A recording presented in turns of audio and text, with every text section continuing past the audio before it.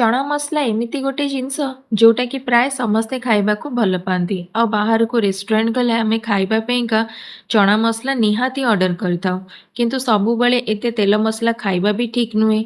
सेथिपई आज खूब कम तेल और मसला रे घरे ही बनैबा टेस्टी चना मसला। तेबे चलंतु देखिबा एहाको केमिति बनैबा।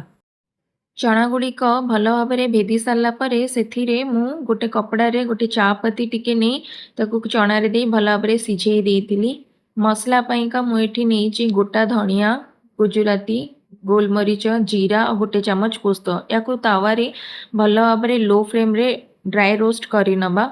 तापरे मु मसला पाइका नहीं टमाटर अदा रसुण आ भाजी रखी गोटा मसला को दे ताको गोटे पेस्ट बनईदे। कढ़ारे तेल नहीं कटा पियाज को देदबा से कश्मीरी रेड चिली पाउडर हलदी धनिया जीरा लुण दे तापरे टिके गोलई सारा पर से बाटी रखि मसला पेस्ट को देदबा। तापरे ताको भल भाव कषिबा। मसला कषि हो गले सिझे रखि चना को से ऐड करदबा। तापरे ताको भल भाव मिक्स करिया टिके मिक्स हो गले से गरम पानी दे ताको फुटिबा पईका छाड़ीदबा। एठी हमर तरकारी एबे फुटी गलानी। एबे हमें गैस को बंद करदबा।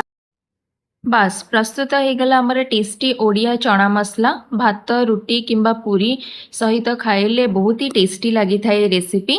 और रेसिपीटी भल लगी लाइक करंतु और एमिती घरोई रेसिपी पाई सब्सक्राइब करने को भूलिबेनी। रहिली जय जगन्नाथ।